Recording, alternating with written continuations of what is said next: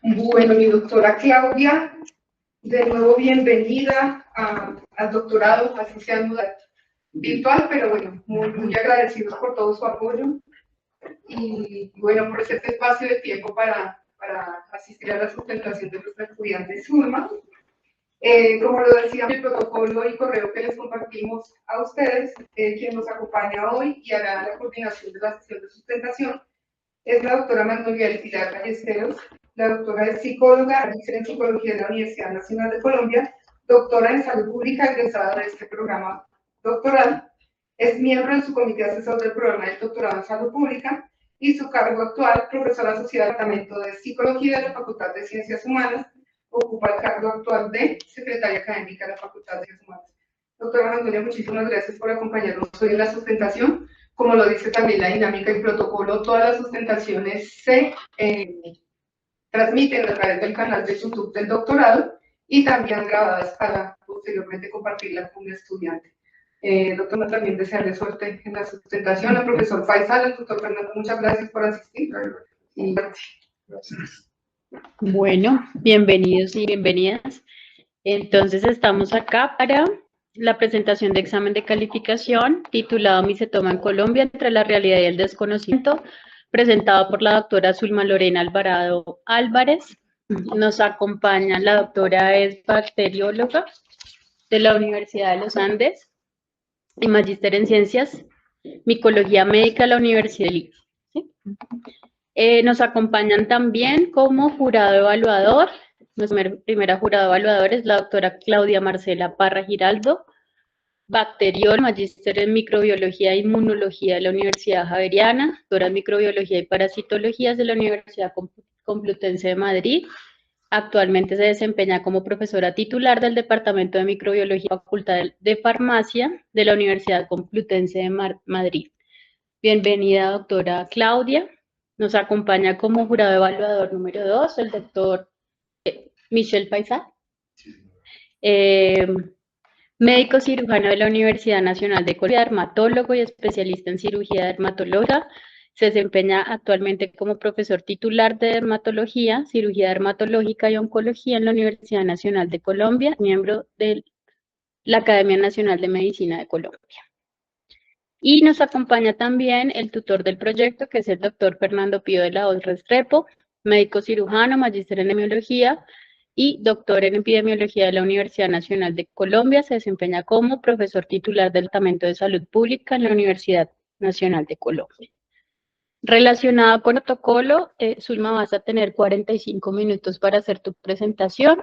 Posterior a eso, vamos a darle la palabra a los dos evaluadores para que ellos puedan hacer como la conversación, las preguntas.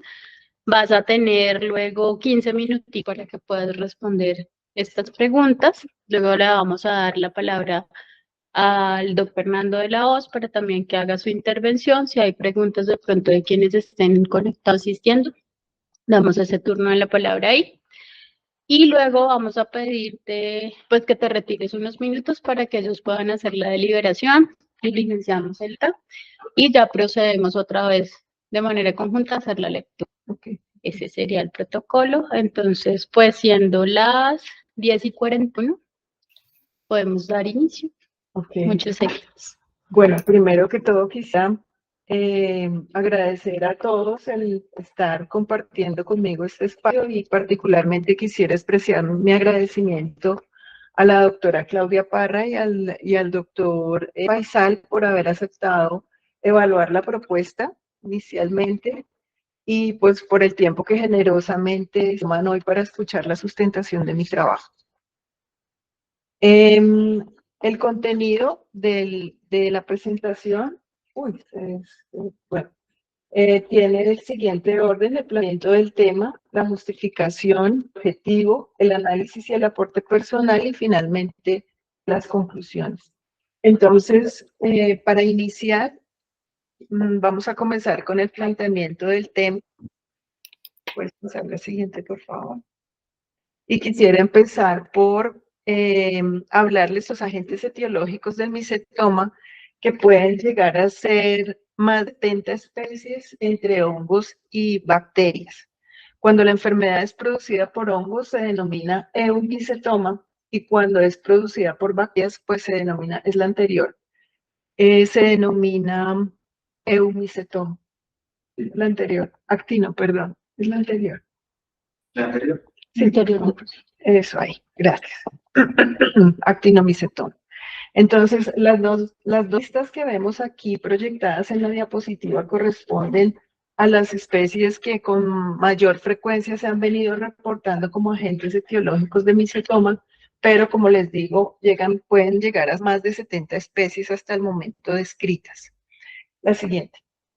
Estos agentes etiológicos se distribuyen en ambientes de clima cálido, con una precipitación pluvial promedio anual entre 50 a 2.000 milímetros, o inclusive en México se han reportado casos de actinomicetoma que llegan a 2.700 milímetros, con suelos áridos o semiáridos, con vegetación propia de clima árido, es decir, vegetación xerófita, y árboles espinosos principalmente del género Acacia, aunque se han descrito otros géneros, o también en un estudio realizado en Sudán encontraron que sobre todo el actinomioma puede estar relacionado con la existencia de al menos 5 especies de árboles espinosos.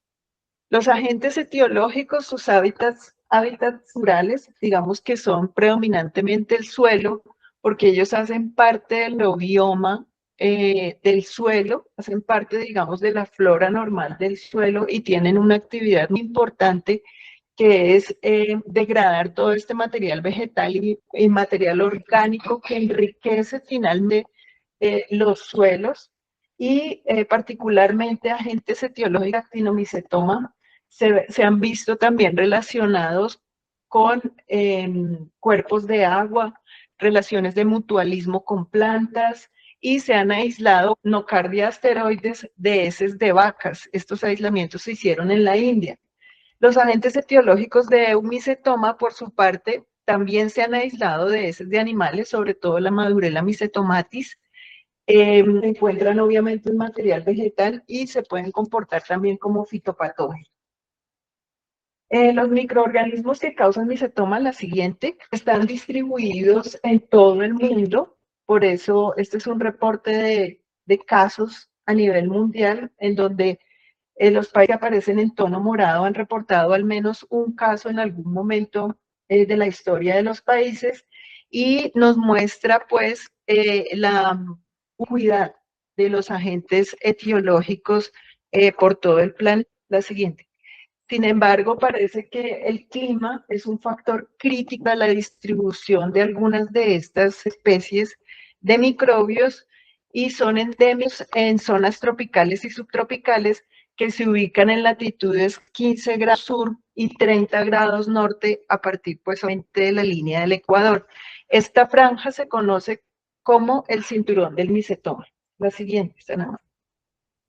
Entonces, cuando pensamos a qué poblaciones afecta o qué países se encuentran dentro de esa franja del micetoma, la siguiente, encontramos que son países de medianos a bajos ingresos, que tienen poblaciones pobres, que habitan en rurales, remotas y que carecen de servicios de salud, o si los tienen el personal no está entrenado, o si el personal está entrenado no tienen herramientas diagnósticas ni tratamientos con los que puedan pues hacer un diagnóstico temprano e iniciar un tratamiento en las fases iniciales del micetoma, que es cuando hay un mejor pronóstico si se aborda de manera temprana. En el caso del eumicetoma, la siguiente, perdona que no te digo. En el caso del eumicetoma, se han hecho estudios en Sudán y se ha visto que hay una clara correlación entre la prevalencia de la enfermedad y las condiciones sanitarias precarias en las que vive la gente, con un ambiente en donde hay un contacto estrecho con animales, sus heces, con espinas o material vegetal con el cual se pueden hacer traumas, y pues también hay suciedad y barro. Este ambiente puede ser propicio para el crecimiento de microbios que, como ya mencioné, las heces de los animales pueden ser substrato para el crecimiento de algunos de ellos, como la Madurella mycetomatis o algunas especies de nocardia. Aquí, en cuanto a la transmisión o la forma de infección, existen muchos vacíos de conocimiento alrededor de este tema y mucha especulación, porque todavía no se encuentra totalmente clarificado cuál es el hábitat natural de estos organismos y por lo tanto ese reservorio primario, al no conocerse, hace que haya ciertas dudas de si puede existir huéspedes intermedios o si definitivamente la única vía es la inoculación. Y pues hasta el momento se asume que se adquiere por implantación o por inoculación. El micetoma es una infección crónica granulomatosa e inflamatoria que involucra la piel, el tejido subcutáneo y puede extenderse progresivamente hasta hueso. Clínicamente se caracteriza por presentar una triada que incluye tumefacción, formación de fístulas que drenan material purulento y este material contiene granos que corresponden a microcolonias de hongos o bacterias de acuerdo a la etiología. Aquí en la diapositiva observamos que los sitios donde con mayor frecuencia se presenta el micetoma, pues son los pies, con un 68.7% de los seguido de las piernas y extremos superiores. Esto se debe a que estas partes del cuerpo son las que pueden estar más expuestas al trauma y pues el micetoma también se relaciona mucho con las actividades ocupacionales pues que tienen las personas. El tema es que pueden haber también algunas presentaciones en sitios como el tronco o en la cabeza, en donde el paciente se complicar más, ya que los microorganismos pueden pasar del tejido subcutáneo hacia hueso, en el caso del tronco hacia vértebras, llegar a médula ósea, o si están en la cabeza, pueden atravesar huesos del cráneo y llegar a cerebro, y esto puede hacer que se produzcan, pues, incluso mortalidad, pues puede ser fatal para una persona que se produzcan estas enfermedades en estos sitios. Hay otras presentaciones que olvidé decirlos que hay otras presentaciones clínicas que se salen de lo típico del micetoma, que incluyen inflamación sin fístulas o tipos quísticos o verrucosos que eventualmente pueden producir un poco de dificultad para hacer el diagnóstico pues clínico. En cuanto a la edad, el micetoma se presenta o se ha reportado en personas menores de 10 años hasta mayores de 70 años, pero el mayor número se encuentra entre, digamos que en las edades productivas de las zonas que van entre los 20 y los 50, 60 años. En cuanto al sexo, la relación hombre-mujer que se ha descrito está entre 3:1, 4:1, y se especula que las mujeres podemos tener un factor hormonal protector, pero hay países en los que se han reportado casos tanto en hombres como en mujeres en igual número o inclusive en un mayor número de mujeres que en hombres. En cuanto al tratamiento, pues, es bastante complejo, requiere una especial atención, es prolongado, es necesario que el paciente o que al paciente se le haga seguimiento, especialmente para los eumicetomas que puede requerir que el paciente se tenga que ver cada 6 semanas. Y el eumicetoma, además de la farmacoterapia, puede requerir intervenciones quirúrgicas y posterior a esta cirugía, tanto antes de la cirugía como después de la cirugía, puede requerir uno o varios ciclos de tratamiento posteriores, lo que implica que los tratamientos pueden llegar a ser hasta de años. Y el pronóstico con el actinomicetoma pues es mejor, la cura terapéutica se logra en un 90% de los casos, pero infortunadamente para el eumicetoma la tasa de cura es menor al 40% y se ha documentado que aproximadamente el 12.5% de los pacientes que tienen eumicetoma terminan en amputación. Y otra de las complicaciones del micetoma es que el 35% de los pacientes pueden llegar a tener una infección secundaria bacteriana que incluso en ocasiones puede llegar a ser sepsis y también provocar la muerte del paciente. Ahora quisiera que hagamos el impacto. Una de las razones por las cuales estas enfermedades pues no se les ha prestado mucha atención es que no son mortales. Mortalidad se ha documentado en un 1% solamente para aquellos pacientes que tienen localizaciones diferentes a los pies, pero tiene morbilidad bastante importante y las complicaciones a largo plazo pueden incluir deformación, disfunción, discapacidad. En Sudán establecieron el impacto del micetoma en un grupo de 300 pacientes con diagnóstico confirmado y encontraron que el 83.7% de los pacientes prefirieron experimentar dificultades leves a severas. Y la discapacidad pues fue mayor en aquellas personas que tienen mayor edad, mayor tiempo de evolución, o para quienes hubo un impacto importante en la reducción de su productividad.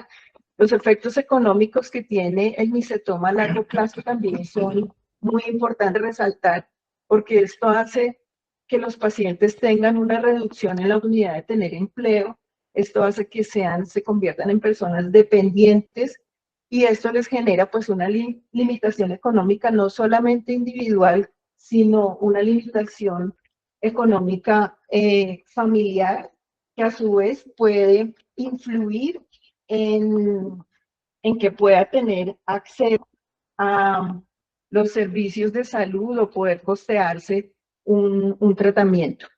En cuanto a la calidad de vida, tiene un profundo impacto negativo en el bienestar de las personas, les impide desarrollar sus actividades diarias, digamos. Fuera de eso, pues los pacientes prefieren tener sentimientos de vergüenza, tristeza, a veces son víctimas de estigma y cuando están en edad escolar, se ha documentado incluso una deserción del 44% de casos.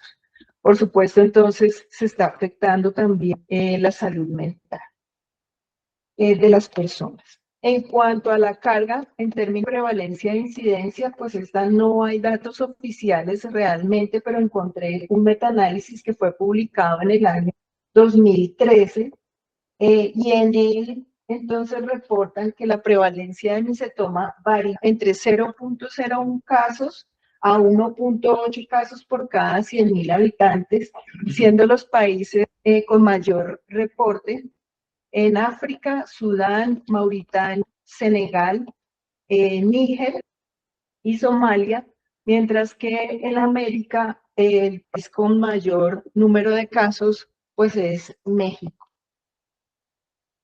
Un estudio más reciente que fue publicado en el año 2020 identificó 19.494 casos entre el año 1876 hasta el año 2019 en 102 países.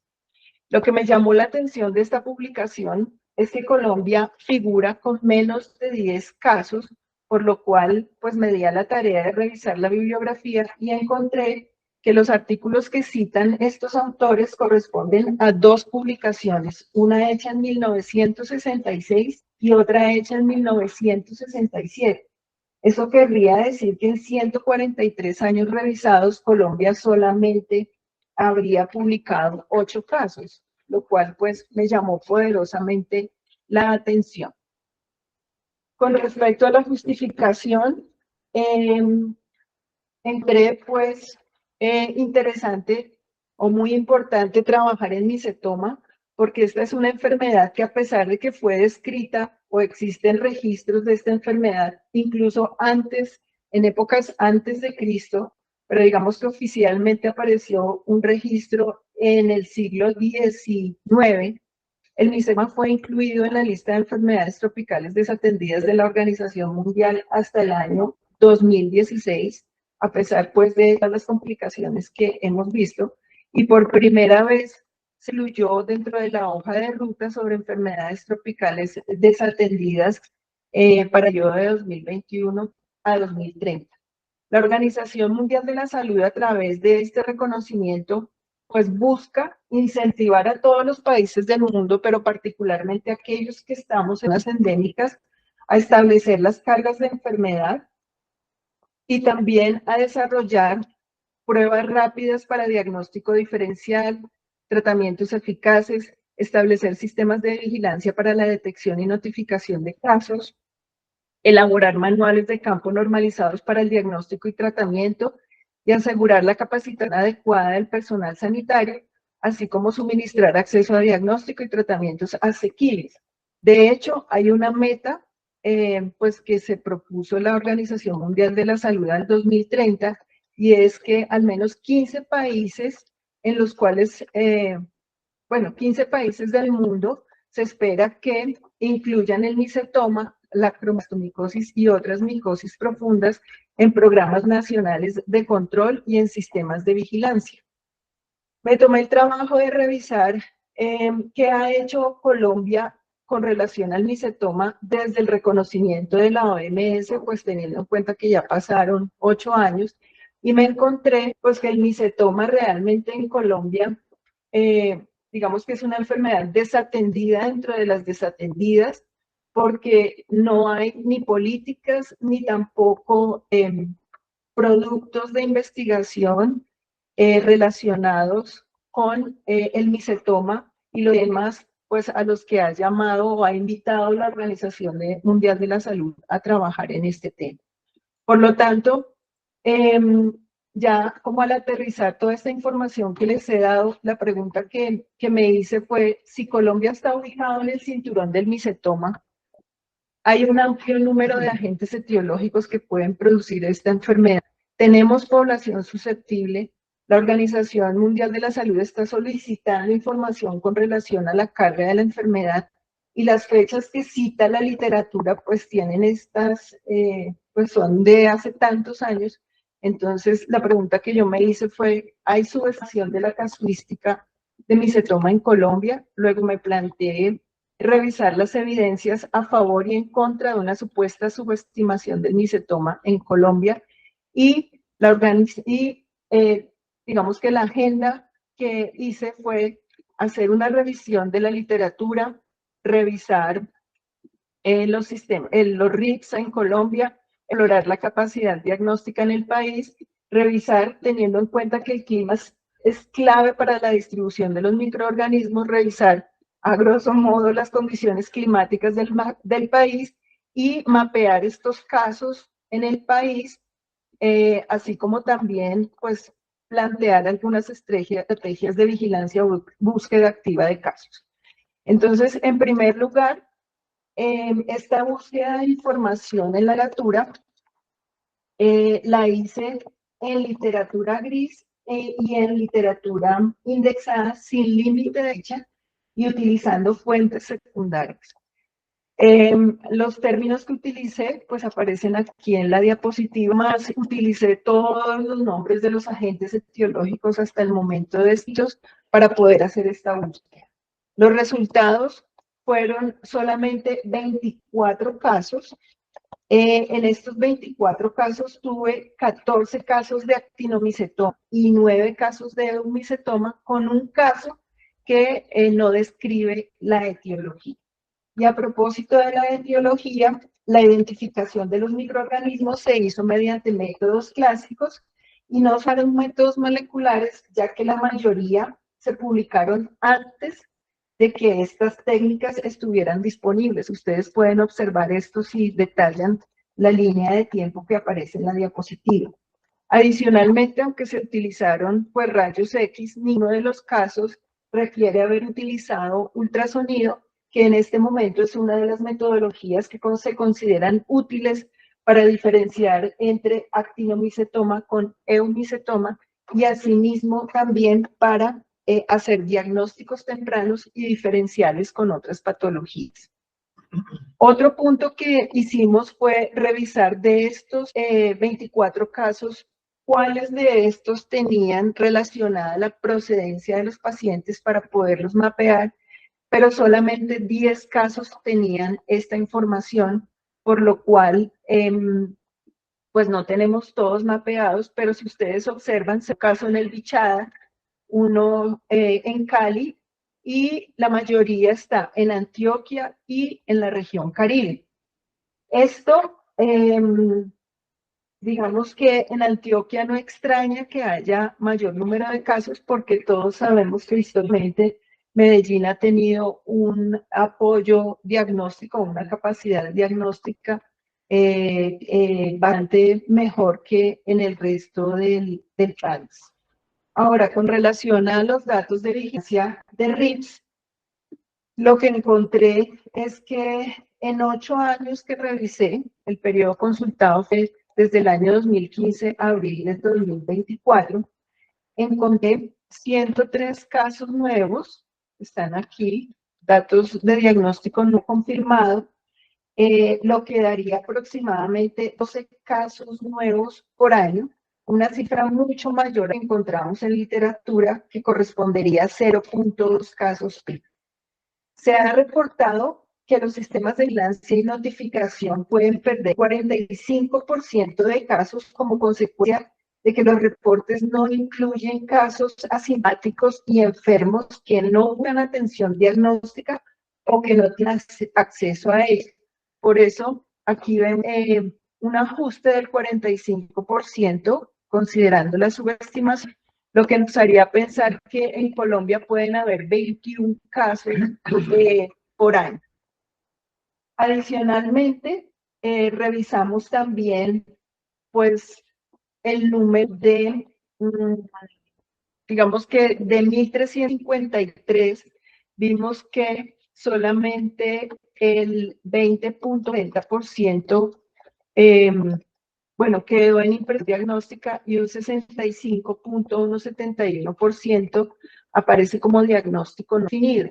Este diagnóstico no definido corresponde a fallas en los registros y por tal motivo no se clasifican en el resto de la tabla, es decir, no van para impresión diagnóstica ni diagnóstico nuevo confirmado, diagnóstico confirmado repetido, pues lo cual señala debilidades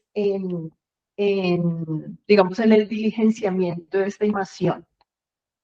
Ahora, con relación a este 20.4%, esto nos llevó a pensar en que sería necesario establecer la capacidad diagnóstica del país y empezamos por la parte médica y particularmente por la especialidad de la dermatología y encontramos una población en donde reportan que en Colombia por cada 100.000 habitantes en el año 2012 había 1.25 dermatólogos, aumentando hasta 4 dermatólogos en las ciudades principales de Colombia, pero con una muy limitada disponibilidad en áreas rurales.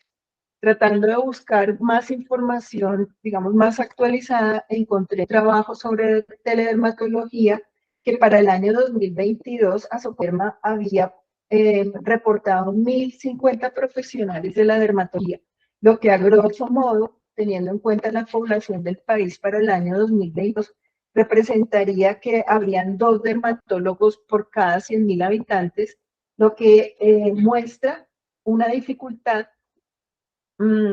para los pacientes en el sentido de que no podrían fácilmente acceder a servicios especializados en áreas rurales.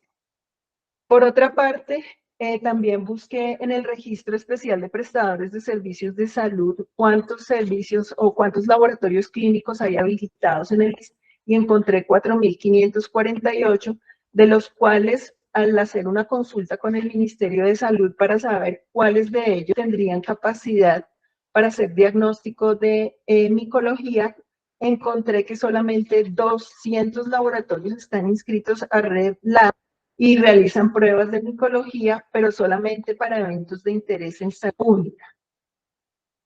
Ahora, también encontré una encuesta que hizo la Organización Mundial de la Salud a países de altos y medianos ingresos, que incluyen a Colombia y otros países de Latinoamérica, y se encontró que los métodos diagnósticos más comunes en el nivel primario de atención, ellos encuestaron los 3 niveles de atención, corresponden a la clínica, el cultivo de hongos y la observación microscópica de gránulos. Esto me llamó la atención porque el cultivo de hongos suele fallar para el diagnóstico de eumicetoma y en cambio, siendo más común el actinomicetoma en Latinoamérica, me llamó la atención que solamente el 38% de los casos notifica tener métodos para cultivo de actinobacterias.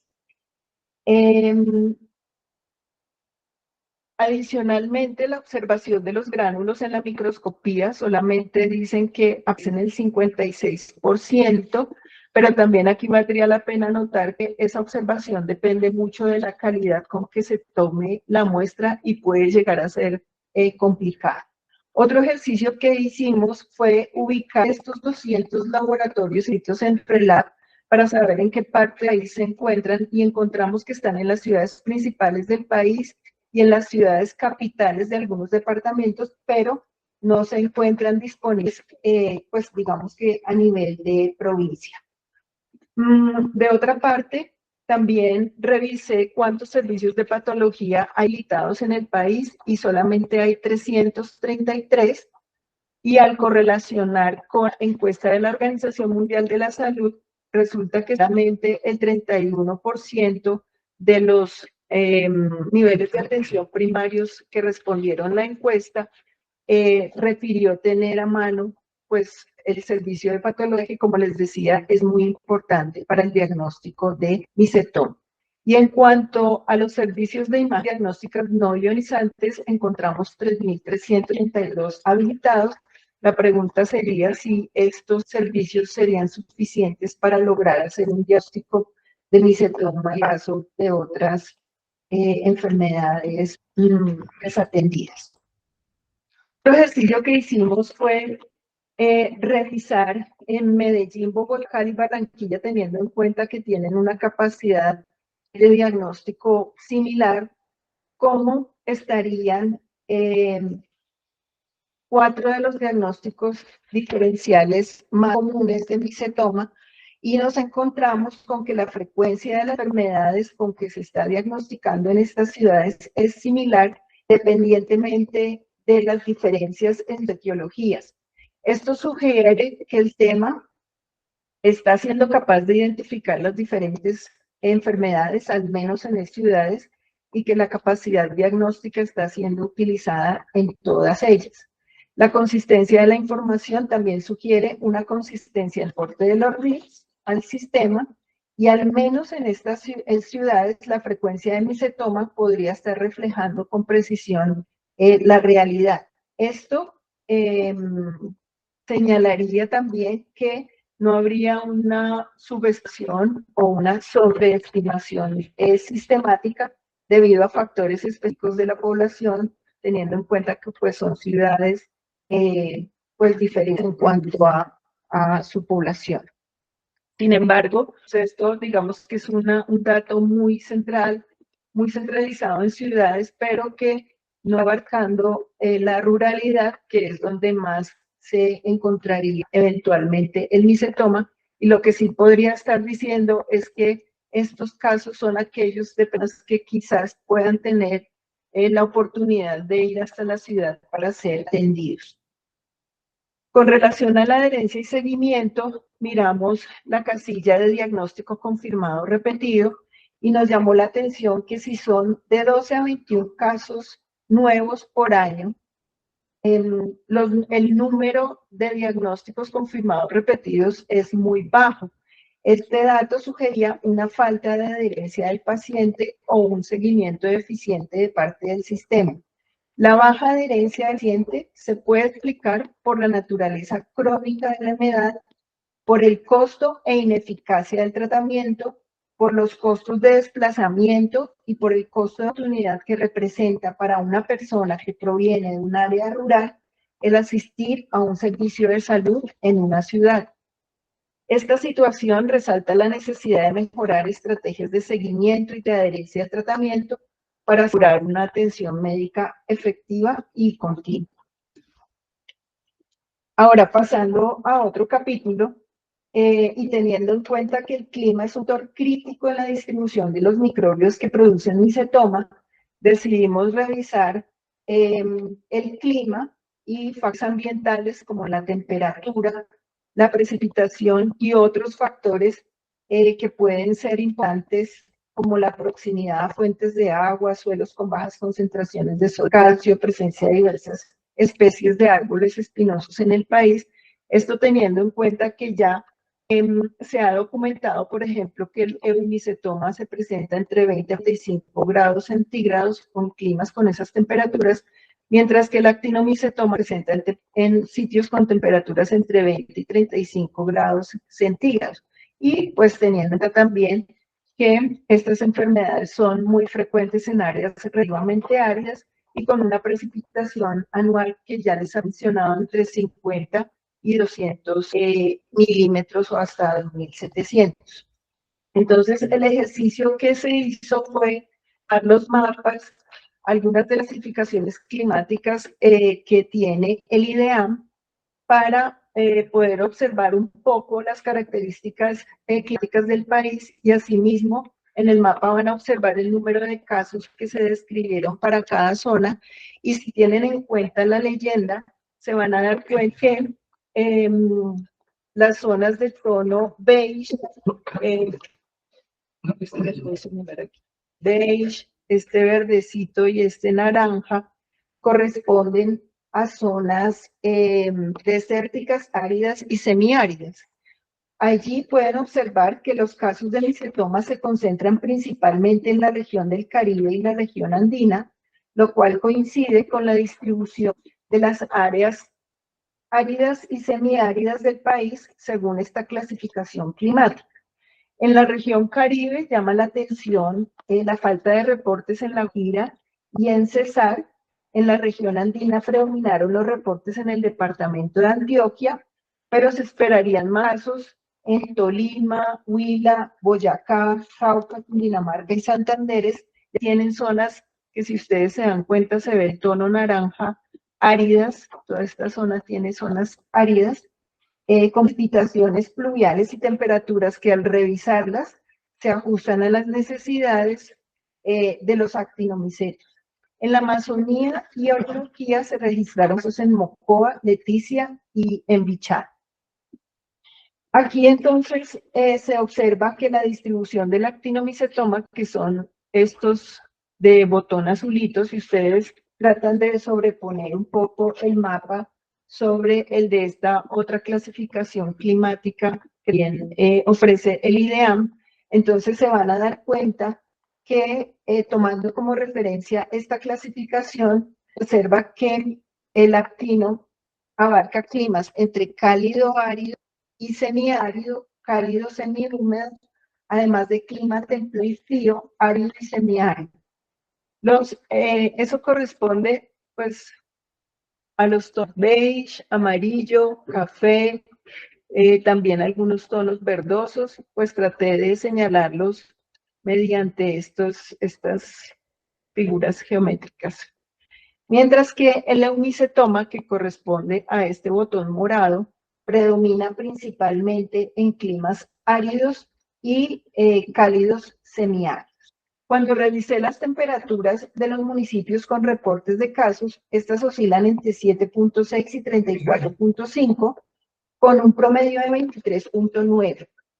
La temperatura promedio anual y la temperatura máxima se encuentran dentro del rango propicio para el crecimiento de los microorganismos causantes de micetoma.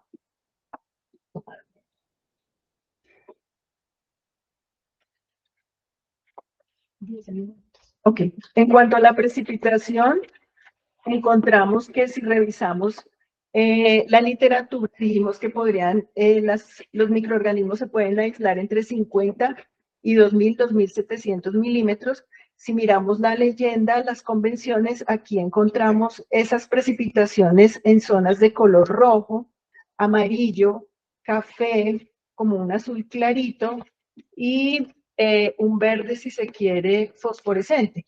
Realmente es buena parte del territorio y si vuelven a tratar de extrapolar, de sobreponer el mapa de la izquierda sobre el de las convenciones, se van a dar cuenta que efectivamente pues el país tiene muchas zonas que cumplen con este rango de precipitación.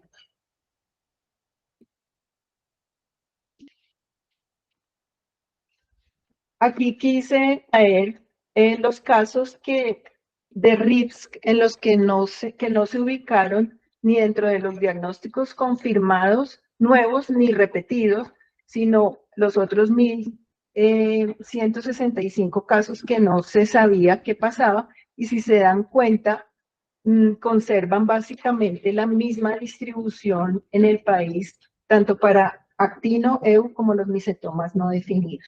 Con relación a los otros factores, pues básicamente encontré una publicación en Colombia en donde encontraron aislamientos de Streptomyces a partir del sedimento de 2 zonas del río Arauca, indicando pues que los actinomicetos no solamente estarían en el suelo, sino también en ambientes acuáticos, y esto es relevante considerando la abundancia de recursos hídricos que tiene en el país y en la región Caribe, pues teniendo en cuenta que es una región de ciénagas. En cuanto al material vegetal, lo que hice fue buscar particularmente el género Acacia, donde se ubicaba en el país, y ustedes alcanzan a ver aquí estas zonas de concentración de color rojo oscuro, en donde, según pues estos datos, allí se ubican estos árboles espinosos, especialmente la acacia, que es la que más se ha relacionado con infecciones por Madurella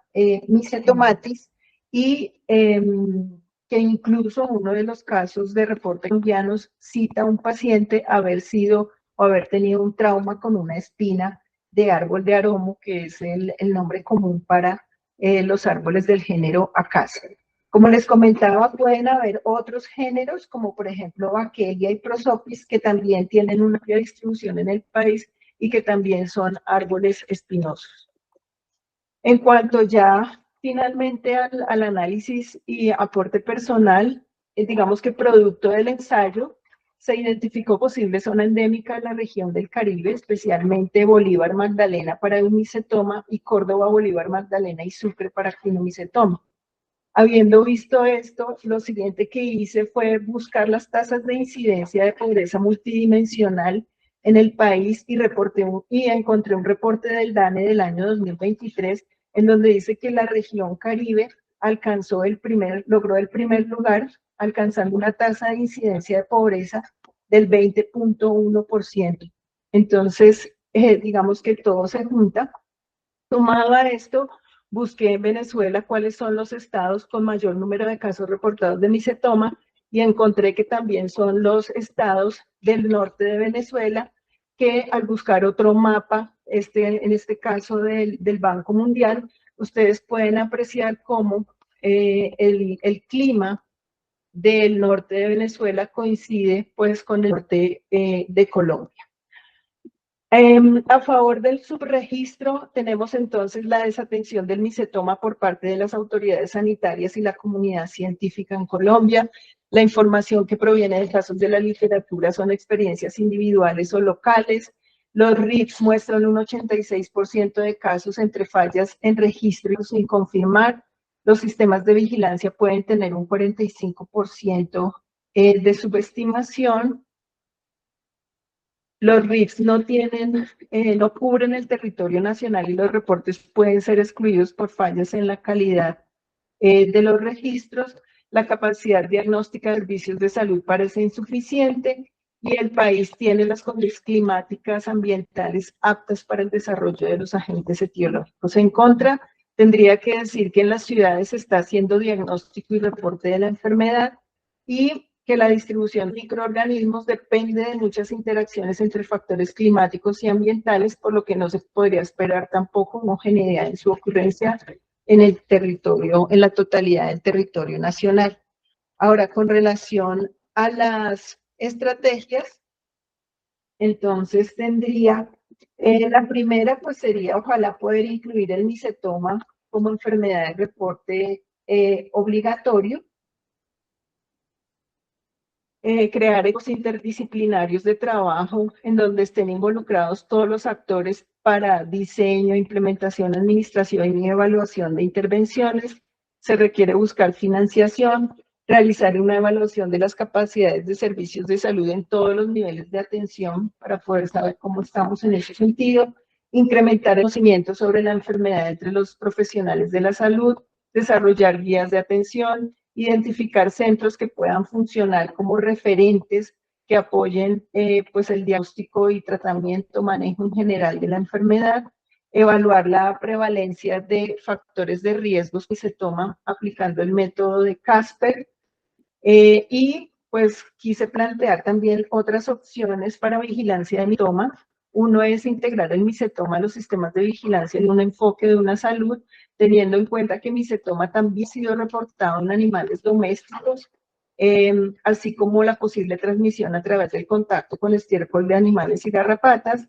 Algunos agentes etiológicos de micetoma, como el fusarium, son reconocidos fitopatógenos que en la costa han sido identificados como agentes etiológicos de casos de marchitez en plantas de banano Cavendish. Y pues teniendo en cuenta que también el cambio climático puede hacer que se amplíen las zonas endémicas para el micetoma. Por parte, tener en cuenta la propuesta de la OMS como, que sugiere como alternativa integrar el micetoma en los programas de vigilancia o de atención de otras enfermedades desarrolladas de la piel, que propondría yo en Colombia programas como la lepra o la leishmaniasis, que son también endémicas en algunos departamentos de la costa. La otra opción sería realizar estudios de búsqueda activa de casos, teniendo en cuenta experiencias, por ejemplo, exitosas que han tenido en México. En cuanto a las conclusiones, pues tenemos que la ubicación geográfica del país, la diversidad de posibles agentes etiológicos, el análisis de los datos de RICS, la carencia de servicios, la pobreza y otros factores de riesgo hacen suponer que hay subestimación. Determinar con certeza la magnitud del registro del micetoma pues requeriría investigaciones más amplias sobre la enfermedad y la capacidad del país para detectarla. Pero la que más quisiera resaltar es que con estas aproximaciones con relación a la distribución del micetoma en Colombia, con la información disponible, logramos identificar a la región Caribe como una posible zona endémica y como un área que requeriría intervención urgente para vigilancia, control, prevención y para reducir la carga de la enfermedad. Gracias. Gracias, perfecto. Rápido. Muy bien, muchísimas gracias. Entonces vamos a darle la palabra en este momento a la doctora Claudia.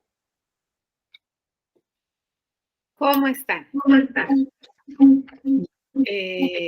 Pues nada, Zulma, primero felicitarte, o sea, creo que no quedó uno casi siempre, una de las recomendaciones que dice es que hizo falta buscar tal cosa, en este momento no se me ocurre qué otra información hubieras podido recabar para poder hacer la descripción. También me sorprendió gratamente, bueno, a nosotras que nos gustan los hongos, que realmente no es realmente una enfermedad desatendida, no porque no haya casuística, sino porque finalmente los pacientes de alguna manera lo llevan, no tengo idea de su calidad de vida, que supongo que no será muy bien, pero pues que al final sí es una enfermedad activa en nuestro país y creo que es uno de los valores agregados más importantes de lo que llevas hasta acá en el trabajo. Pero como siempre tenemos que intentar indagar un poco más y teniendo en cuenta que quizás es una de las cosas que me preocupa, no por la capacidad, porque creo que está completamente demostrada la pertinencia, sino por que no veo claridad un poco en cómo vas a poder continuar el trabajo. Entonces, un poquito para poder empezar a hablar de cosas que presentaste que creo que no están en la memoria.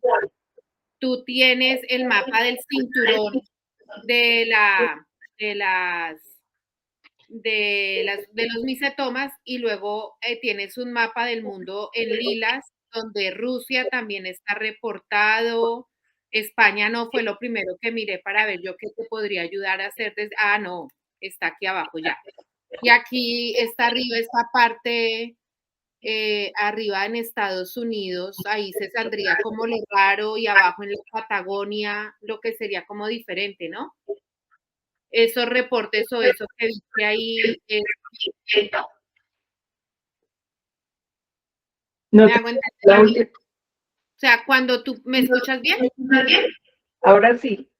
Ok, aquí esta parte de arriba es Islandia, es a Canadá, Islandia, Alaska, arriba en Estados Unidos, Alaska. Alaska. Y ese Ujú. reporte que hay ahí, claro, Islandia es al otro lado, discúlpame, ¿es de qué? ¿De eumicetoma o ni idea? Contesta.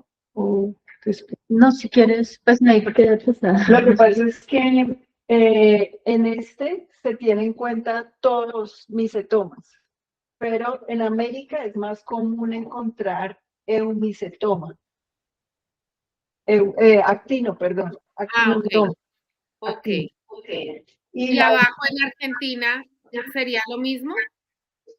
pues Argentina sí ha reportado, siempre en América se reporta más actinomicetoma, pero Argentina también ha reportado casos de eumicetoma por conocida Madurella grisea. Ahora ya le cambiaron el género, Trematosfaeria gris se llama ahora. Wow. Ok. Es que cuando lo miré y pasaste, claro, yo miré a ver si había España, Portugal está pintado, ¿no? No, creo que no. No, dame un segundo, te voy a mostrar.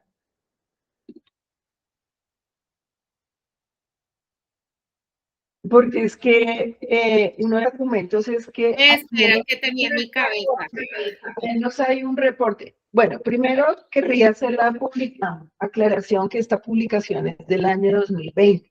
Yo me tomé el trabajo de mirar, por ejemplo, si han habido casos reportados en Ecuador a la fecha, y ya Ecuador también reportó casos y otros países del mundo han venido reportando también casos. Por eso les comentaba que los microorganismos que producen micetomas son ubicuos. De hecho, cuando encontré que la biología, sobre todo de los actinomicetes, el Streptomyces es una bacteria que hace parte de la biomasa del mundo entero. Es decir, que la probabilidad de que se den casos de micetoma en el mundo entero existe. El tema con la franja del micetoma es que son países pobres o de medianos ingresos, población a riesgo, que viven situaciones precarias, difíciles, y eso termina siendo un determinante poderoso de la salud. Por eso también se junta, digamos, que los microorganismos más relacionados con el micetoma se encuentran en esa franja. Entonces uno se pregunta, ¿será porque hay más población susceptible o porque los microorganismos son más endémicos realmente? O básicamente sí es por cuestiones de determinantes sociales de la salud. De hecho, el conocimiento de la Organización Mundial de la Salud del micetoma como enfermedad tropical desatendida está relacionada también para combatir o para trabajar con estos objetivos de desarrollo sostenible que tienen que ver con la pobreza, ¿no? Para combatir la pobreza, porque consideran que la presencia de estas enfermedades lo que hace es prolongar esta situación de pobreza al no ser atendida.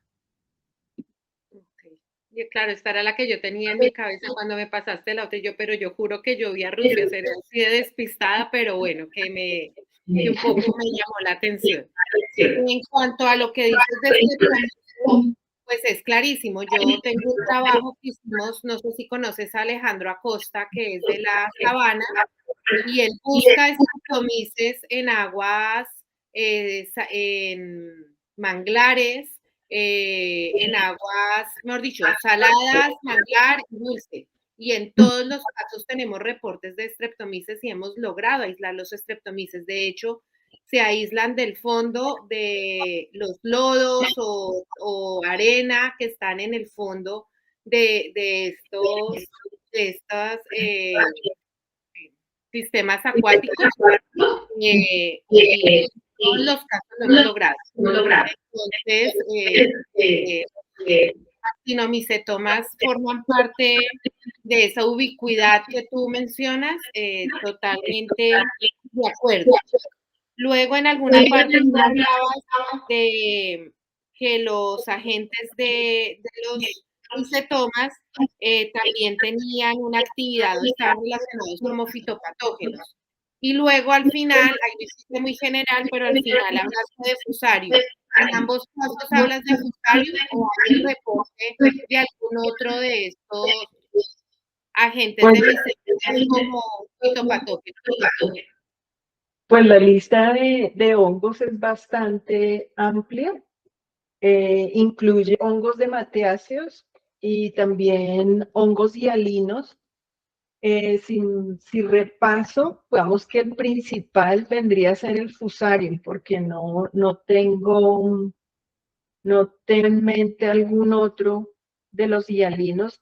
Podría documentar mejor esa parte. Yo un poco lo pienso es intentando aportar en qué otra cosa vas a continuar. Sí, ahora, porque lo que te digo, a mí me parece que has hecho un trabajo espectacular, creo que aparte a nivel de formación, de manejo de la pertinencia, esa mirada tipo One Health con ODS y todo, me parece súper pertinente. Sin embargo, no veo cómo seguir el trabajo. O sea, tú a partir de esto, imagino que irás a intentar hacer algún tipo de publicación, porque creo que no está de esta manera organizada toda la cantidad de mapas que tienes, pero el más allá, entonces yo había encontrado como o dos salidas, que es lo que más en esta parte de fitopatógenos, porque pues esa correlación de punto de ambiente donde hayan patógenos, quiero que me digas ahí tú qué opinas, o en la parte de la relación con el cáncer escamocelular, que es otra cosa que a mí me origina bastante interés y que en tu trabajo intentaste, pues buscaste esta relación y pues obviamente a punta de estos datos no, pero uno creería que en esta mayor incidencia o en estos casos de cáncer escamocelular, en un momento inicial, y aquí con mis otros compañeros del tribunal, uno lo que leía y que a mí me había interesado mucho es que los hongos, estos que tienen esta capacidad de cronicidad, empiezan a generar un tipo de moléculas de polisacáridos que logran inducir unos cambios inflamatorios crónicos sostenidos en el tiempo que terminan dañando el núcleo celular y progresando un poco de esa prima infección al cáncer escamocelular. Entonces la pregunta puntual es, ¿tú, ¿qué ideas tienes tú y tú cómo verías relacionar un poco todo esto para intentar dar más datos? O ir hacia la parte de fitopatógenos y buscar otros relación a esto, que esto es la única parte que no veo de haber buscado estadísticas en relación con lo que se reporte como fitopatógenos o más hacia la parte humana, teniendo en cuenta y buscar la relación de pronto en estos individuos con cáncer escamocelular de alguna manera, algún tipo de anticuerpo o algo para decir que han estado en contacto con alguno de estos hongos agentes económicos. ¿Puedo comentarme eso? Sí, por favor. ¿Sí? Doctora, buenas tardes. ¿Cómo estás? Doctora Marcela Michelle Faisal. Me llamó mucho la atención su apreciación entre fitopatógenos y carcinoma escamocelular. Pues podríamos por favor avanzar un poco más o ampliar ese sector. Lo que yo veo es que ya hay una recopilación de datos muy importante a nivel de lo que hay, o sea, todo lo que hay está recopilado en este trabajo. El después de, no sé, por a nivel, yo me escucho en diferido, todos ustedes. Dime, Zulma. Que se te escucha en ocasiones entrecortado, por eso quizás. Y yo me escucho en diferido, me escucho con ustedes y con retorno. Que no sé.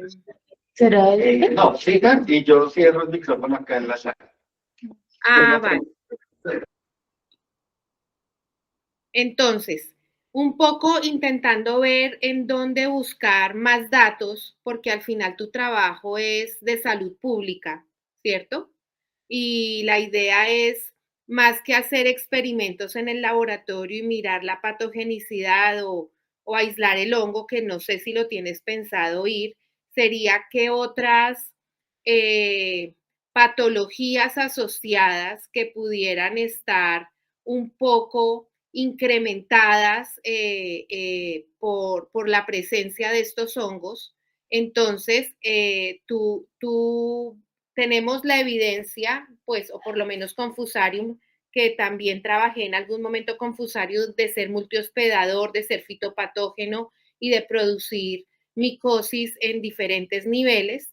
Si buscar Fusarium y coger este hongo como una variable externa e indirecta, a ver si encuentran alguna otra cosa más acerca de los hongos o del micetoma, o la otra enfermedad, esto a nivel, si pensamos en One Health como en la triada, esto sería medio ambiente, o más ver qué tantos casos de cáncer esquemocelular, esto es otro contexto, podrían en algún momento estar escondiendo una primoinfección de estos hongos causantes de eumicetomas, solo que la evolución clínica fue a cáncer escamocelular y no a las lesiones típicas que conocemos de micetoma. Porque he leído y he visto al menos 3 o 4 reportes en estudios que estos hongos producen ciertas sustancias que inducen ese proceso inflamatorio crónico en las células epiteliales y que posiblemente podrían estar vinculados en el daño del mecanismo del reloj celular e inducir cambios hacia células cancerígenas. Entonces, ¿qué de esto, si tú has visto alguno de estos dos escenarios para continuar estudios o cómo ves continuar el doctorado? Ok. Muchas gracias. Los fenómenos inflamatorios crónicos de cualquier etiología que conllevan a una solución de continuidad, sea ulceraciones crónicas en cualquier parte, bien sea a nivel gástrico, a nivel intestinal o por supuesto a nivel cutáneo, que es el caso que nos compete. Ese fenómeno inflamatorio crónico conlleva una metaplasia, displasia, atipia y por supuesto el desarrollo del cáncer.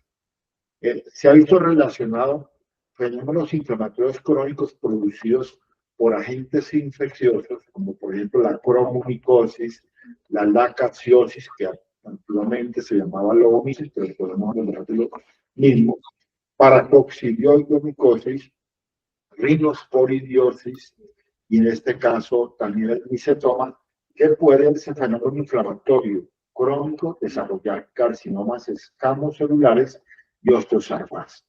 Porque el proceso inflamatorio no solamente se reduce a nivel cutáneo, pero también afecta a nivel óseo, y ese fenómeno óseo crónico termina desarrollándose también en cáncer. Es más el fenómeno inflamatorio que pueden correr a eso. O sea, la pérdida de la solución de continuidad, la deformidad, las alteraciones que prolleva dentro de estas estructuras cutáneas, músculos, huesos para el desarrollar el cáncer. Pero me parece muy interesante la asociación que está planteando doctora Claudia sobre la relación de patógenos micóticos y desarrollo del cáncer. Gracias, doctor. Me tradujo todo, pero ¿Contesto? Espero las preguntas del doctor. yo creo que aquí en este punto, porque ya de esto tendríamos 15 minutos solamente. Entonces, si quiere, de una vez ahí damos la palabra para que Gracias. amplíen.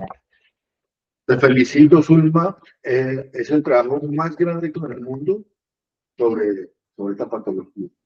Hace un par de años escribí un libro sobre hongos y tuve que recopilar información. Si hubiera tenido esta información, hubiera sido el capítulo que escribí en Micetómas, hubiera sido mucho mejor. Te felicito y muchas gracias por esta información que da.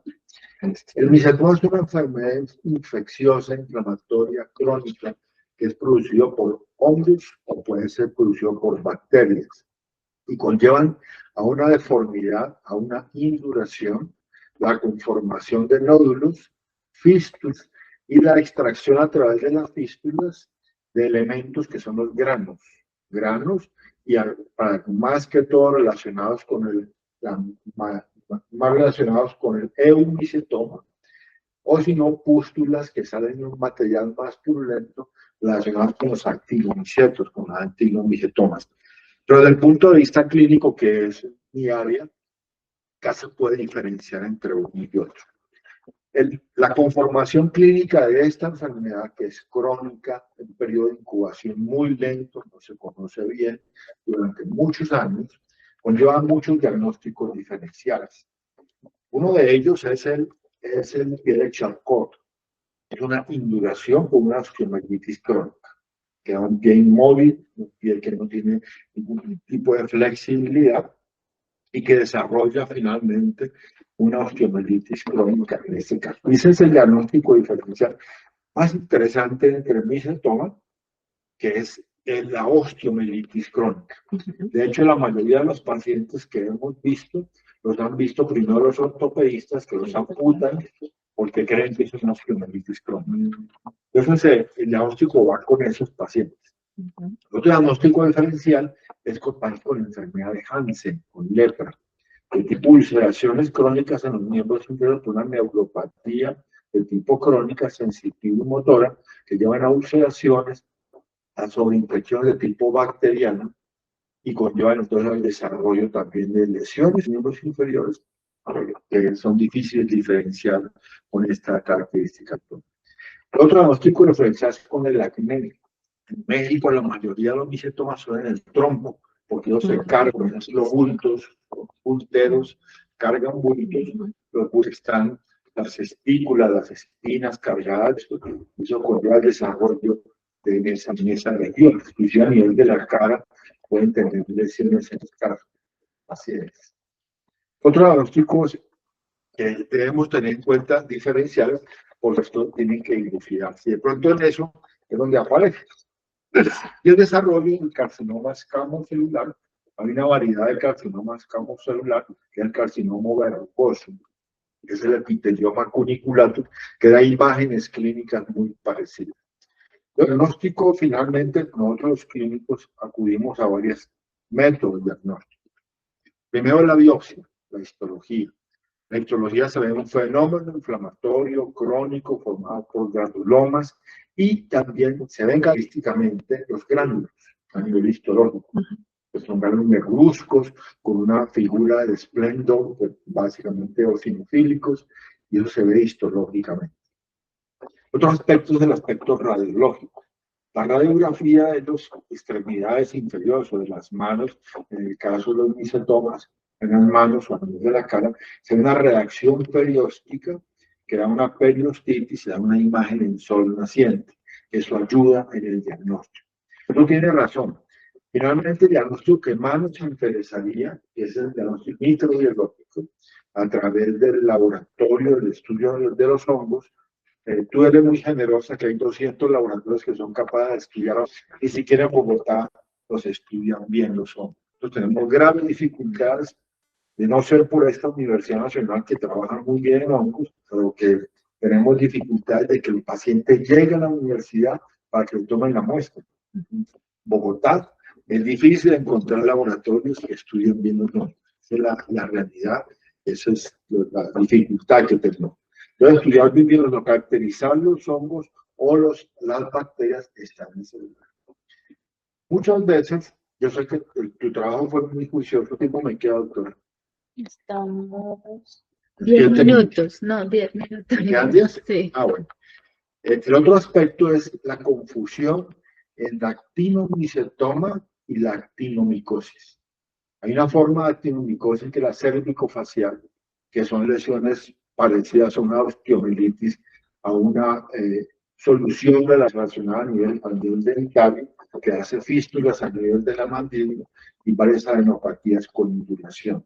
Es una actinomicosis cervicofacial, una actinomicosis pulmonar, otra actinomicosis tipo abdominal, que no es el caso. Pero esa forma de actinomicosis se confunde mucho con el micetoma, porque a nivel microscópico van a encontrar micetos, pero la actinomicosis de Israel y el que produce la micetoma. En cuanto al tratamiento de los pacientes, tú lo tocaste muy bien ahí, hay que diferenciarlos entre uno y otro. Entre si es madulomicosis, pues es básicamente el micetoma, el eumicetoma. Micetoma viene de la India, Archibald Florino lo describió, que es un tumor producido por hongos. Eso fue lo que lo determinó. Así, y después comenzaban a encontrar diferentes variedades de. Entonces la madulomicosis, es del pie de Madura, que es de la India, esa zona fue donde se desarrolló a mediados de 800, y después vinieron las diferentes especies. En América, como tú lo viste en Brasil, donde yo me entrené, donde hay muchos casos de esta patología, de esta enfermedad. El tratamiento va a ser diferenciado entre uno y otro. Si es actinomicetoma, ahí dice la literatura que es básicamente con sulfatrimetopin, sulfametoxazol, amicacina, en esos casos de actinomicetomas, muchos como tal. Pues la respuesta no es, tiene que dar durante mucho tiempo, 2, 3 años a veces, y conllevan a un daño importante, daño a nivel efectivo y solamente de la medicina durante mucho tiempo y al daño renal también durante mucho tiempo.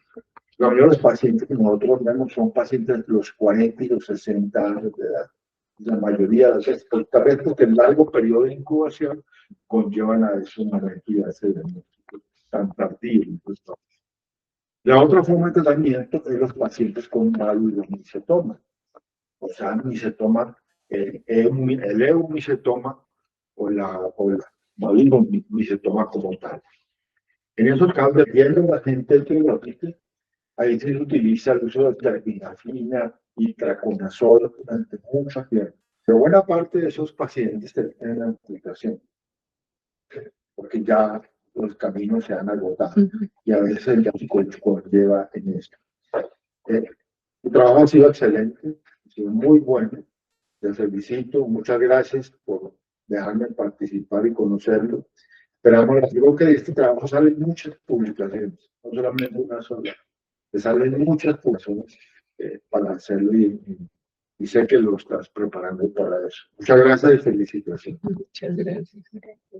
No sé si te quiero contar. Sí, pues con relación a lo que comentaron, pues primero agradecerles los comentarios y en segundo lugar, pues con relación a las sugerencias que hace la doctora Claudia, pues de una manera directa yo estuve buscando, por ejemplo, casos de queratomicosis que también están relacionados con algunos de los agentes de micetoma y pues que también son comunes en la población que trabaja en el sector agrícola, pero desafortunadamente la queratomicosis tampoco está tan bien documentada, es muy pobre la información, entonces pues no logré sacarme de allí.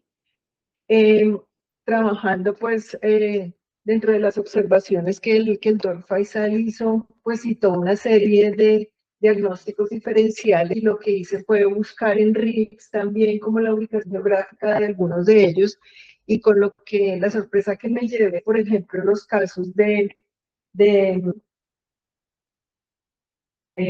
ahí se me fue la palabra, osteomielitis, gracias. De osteomielitis, usualmente la casuística también está muy concentrada en la región Caribe.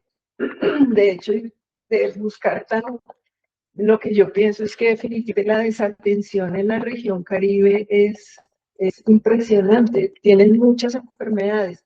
También estuve buscando porque dicen que la tungiasis puede ser una vía de entrada para los antibiológicos de misotoma y me encontré que la tungiasis también, el mayor número de casos están reportados en algunos de los departamentos de la región Caribe.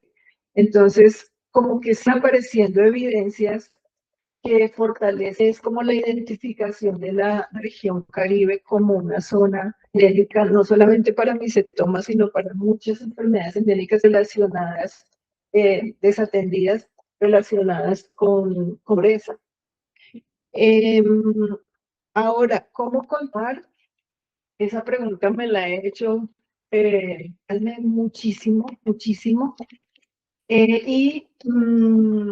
Pues pensaría yo que en el futuro el proyecto podría estar muy dirigido hacia la región Caribe, pensando que, como la conclusión que les decía, después de todo esto, pues si ya la identifiqué, me parece una oportunidad de trabajar para iniciar en Recaribe. Ahora, ¿qué hacer?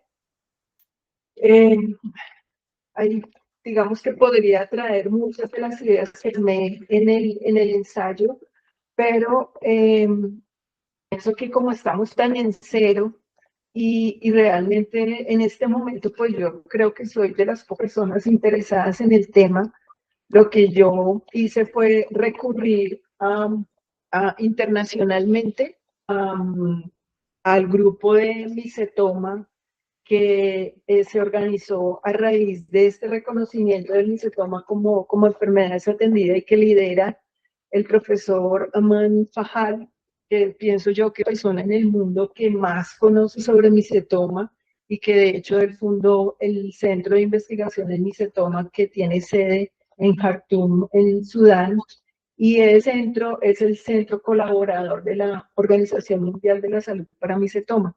Él tiene organizado un grupo de misotoma, ya yo estoy incluida dentro de los participantes y pedí un espacio porque quisiera tener la retroalimentación pues me gustaría muchísimo del profesor Fajal para saber cómo ha sido, cómo empezó él, porque él empezó de cero y ya logró tener un centro de investigación. Luego su trayectoria es muy importante y quisiera escuchar su experiencia para saber cómo abordó el tema y por dónde empezó.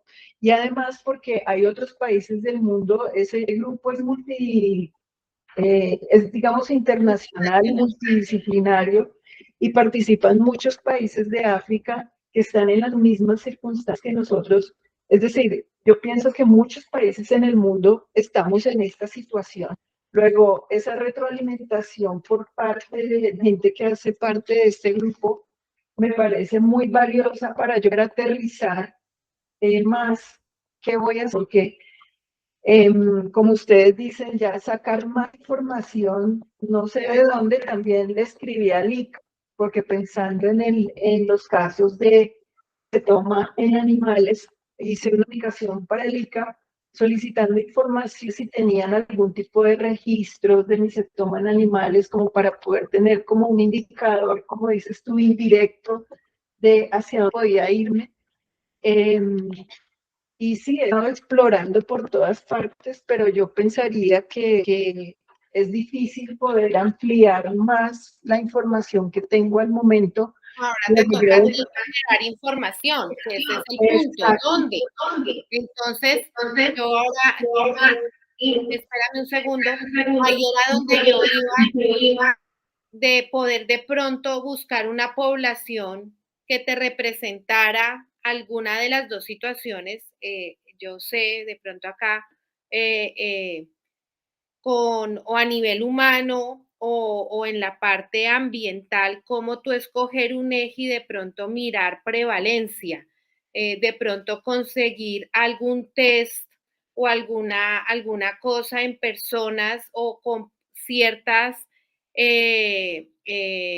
diagnósticos, como mencionaba ahora el doctor, que pudieras tú tener una relación directa donde, miren, este paciente, no sé, hacer un extracto de polisacáridos o alguna cosa y hacer un tipo de doble inmunodifusión o alguna cosa si fuera con las herramientas que nosotros llamamos in-house, porque pues a nivel de hongos no hay más cosas, pero poder para que tú en una población más definida pudieras generar diferentes datos y poder avanzar, porque pues al final claro, de hecho esta es el examen de doctorado más atípico en el que he estado, porque eres tú la que menos ha hablado, hemos hablado más nosotros, porque al final esas preguntas, claro, ya es tan limitada la información que tenemos claro, uno llega a una pared y dice, nos devolvemos, porque es que ya tú estás ahí con la información que hay y todo, entonces obviamente este vínculo a este nivel internacional con el grupo de Mycetoma, pues es fantástico. Y yo a ellos los contactaría como si ellos tienen algún tipo de prueba diseñada para poder mirar pacientes o poder tener algún tipo de una prueba de screening, así fuera solamente, ya no nos creemos muchas cosas que hay, pero en esta situación donde no hay más conocimiento, poder tener algún tipo de, sí, mirar anticuerpos, o de pronto si tenemos algo de DNA, no sé, poder escoger una población y que puedas tú generar tus datos para probar alguna cosa. Aquí tú hablando de esto también había pensado que luego la región de los llanos orientales quizás está aún más desatendida y el Amazonía que el Caribe, solo que el Caribe tienes datos y notas muchas cosas, pero es que de abajo no tienes nada y yo creería que ahí también tenemos muchas condiciones climáticas para que esta patología también estuviera. Me callo, sigue tú. Pues a ese respecto, yo también pensaba que de pronto en el llano podría haber más, pero analizando esa parte climática, hay unas zonas áridas, pero digamos que son climas más húmedos que áridos, salvo las regiones de Arauca, del Bichada. Lo que pasa es que, y de hecho el profe Faisal también me dio una referencia de un libro que ahora mismo no recuerdo el título, profe, el de 1900 y pico. Orlando Cañizares. Exacto. Entonces yo lo revisé y es un médico que hace una revisión de la geografía del país y, bueno, lo dice de una manera poética, es bellísimo el libro. Y lo que yo pensaría que se resalta más es que nosotros con esta diversidad, o sea, el hecho de que tengamos tanta diversidad climática, eso hace que pueda haber de todo, pero no de forma homogénea, sino en una zona sí, en zonas no. Sí, porque por ejemplo, aquí en Cundinamarca tenemos la zona aquí árida del desierto de Sabrins. Yo no conocía. Y el Tolima pues tiene también, y el Huila también. Es decir, son como focos en el que también hay zonas desérticas, en Boyacá. Entonces, este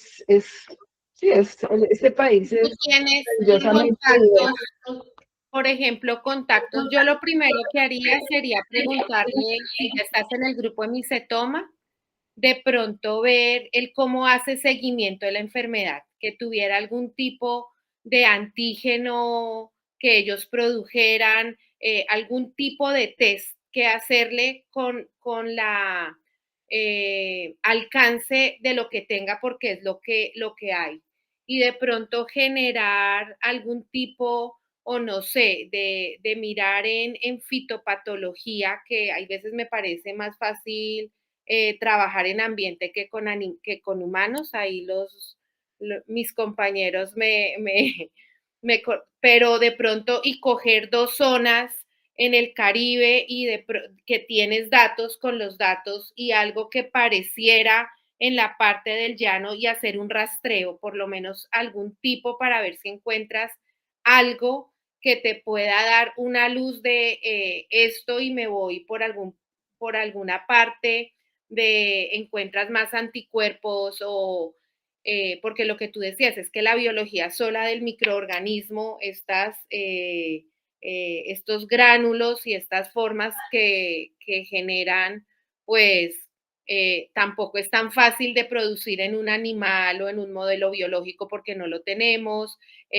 Bueno, una serie de cosas, pero, pero sí, o sea, yo mejor dicho, este es el único trabajo en el que no me preocupa la formación del estudiante, porque creo que además te felicito de que ames tanto los hongos y que en este momento de tu vida hayas asumido este reto impresionante, y en este tema tan árido al final, tan interesante, pero tan difícil de mirar, y que realmente lo que me preocupa es cómo puedes continuar y cómo puedes generar alguna pregunta más grande que te permita el uso de herramientas un poco bioinformáticas, no sé hasta qué punto sea, y con algunos datos sencillos que pudieras de pacientes, y poder un poco generar algo nuevo, porque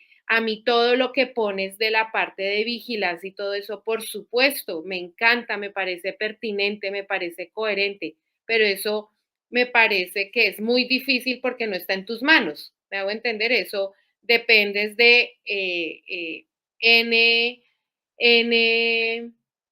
ayudas políticas, financieras, que se otorgue un espacio y que quede un documento que finalmente, ya con esto que tienes eh, en el Instituto Nacional de Salud, en el mismo Lleras, que no entiendo muy bien porque el Lleras es oficial, ¿no? Es público, pero la responsabilidad de vigilancia y esto, o sea, ¿cómo das el siguiente paso? Realmente es eh, mi preocupación más allá. Me quedo callada. Bueno, ya, ahí sí te pido cortico porque ya excedimos el tiempo. Perdón. No te preocupes. Es lo que te comento. Pienso que hay que decantar muy bien qué hacer precisamente para que tenga valor, no solamente como producto del doctorado, sino porque a mí me parece que, digamos, como documento, como producción científica, en fin, sino porque a mí me interesa también que, pues, uno de los objetivos cuando uno hace doctorado es poder crear una línea de investigación, un grupo de investigación, que ojalá cuando uno salga pues quede rodando. Entonces me parece que pues es algo que tengo que realmente decantar y por eso me quiero llenar de insumos para tomar una decisión acertada y por supuesto pues bienvenidos con las sugerencias que hayan porque sí me siento como que hay mucho por hacer porque los vacíos de conocimiento son amplísimos y más en Colombia donde estamos prácticamente en cero, pero pues Sin hay que herramientas. hay que ser lógico, pues racional, así que pues sí hay que decantar. Lo que sí les puedo decir es que a mí sí me parece esto una oportunidad muy grande para desarrollar un tema que en el país no se está trabajando y que puede tener una importancia para la salud pública bastante interesante y que podría incluso servir de modelo para otras enfermedades desatendidas producidas por hongos, como por ejemplo la cromo, la esporotricosis, en fin. Entonces yo sí, pues quisiera poder tener un espacio para aterrar y sobre todo para poderlo discutir con gente que ya ha pasado por esta situación y que tiene experiencia y que seguramente me va a dar más insumos para tomar una decisión correcta no solamente para mí, sino pues para la salud pública, digamos. Ok. Sería mi... Muchas gracias. No sé si hay preguntas en el chat o algo, no hay más preguntas. Entonces le daría la palabra al profesor. Bueno, no, pues yo lo único que quiero es agradecerle a la doctora Parra y al doctor Faisal por todos sus inputs en este documento, por todo el comentario, las sugerencias, por plantear pues los posibles escenarios por donde se podría avanzar y bueno, pues yo creo que Zulma seguramente más adelante igual preguntándole más cosas porque pues realmente es un tema muy interesante, pero pues donde hay una dificultad con los datos que digamos, toca explorar de pronto, bueno, lo que se ha mencionado de otras enfermedades cuyo diagnóstico diferencial podría involucrar a eso de las amputaciones, por ejemplo, me llamó la atención, no sé si por ahí también uno podría mirar otra por discapacidad. De pronto pensar en mirar con el ministerio, también podría ocurrir en el ministerio quienes manejan, no sé, las enfermedades desatendidas o algo así, y hablar con estas personas a ver, digamos, si han pensado en esto. No sé. Pero en todo caso, lo primero darle las gracias pues, por todos los comentarios y pues, el soporte a su... Gracias, profe. Bueno, vamos a pedirles entonces un minuto para reunir a los evaluadores y ya vuelvo a llamarlos, ¿vale? Bueno, doctora Zulma, entonces sobre esta sustentación de examen de calificación, tenemos una nota de 5 acordada por ambos evaluadores. Tiene una nota de la presentación escrita, 4.9 y 5, eso da un total de 4.97.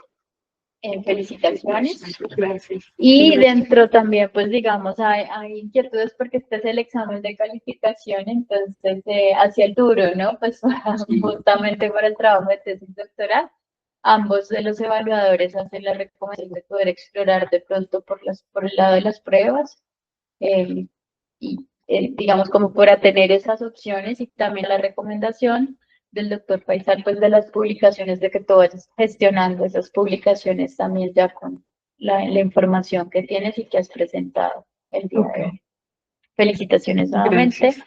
Muchas gracias a la doctora Claudia, al doctor Faisal, doctor Fernando, muchísimas gracias. Muchas gracias.